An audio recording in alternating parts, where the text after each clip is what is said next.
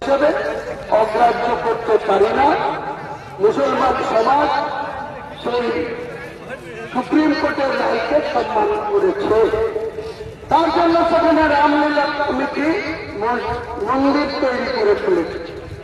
রাম মন্দির কবে উদ্বোধন হল? 22শে জানুয়ারি 2024। তিনি কে উদ্বোধন করল? তাদের মধ্যে কত সংকীর্ণতা দেখেন।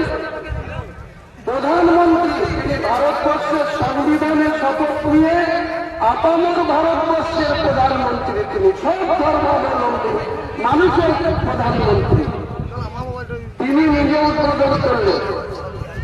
তাদের মনোনীত রাষ্ট্রপতি মহোদয়া দ্রৌপদী, তিনি শুধু শিডিউল কাস্ট বা শিডিউল ট্রাইবকে পূরণ করার জন্য সেই মন্দিরের উদ্বোধনে উপস্থিত থাকতে পারলেন না।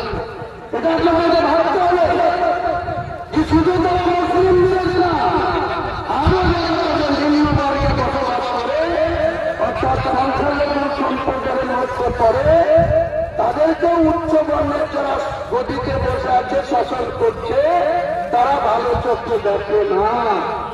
মুসলিমদের যেমন দেখে না, পাশাপাশি শিডিউল ট্রাইব, শিডিউল কাস্ট যারা নিম্ন বর্গে বিলং করে, তাহলে প্রধানমন্ত্রী উদ্বোধন করছে।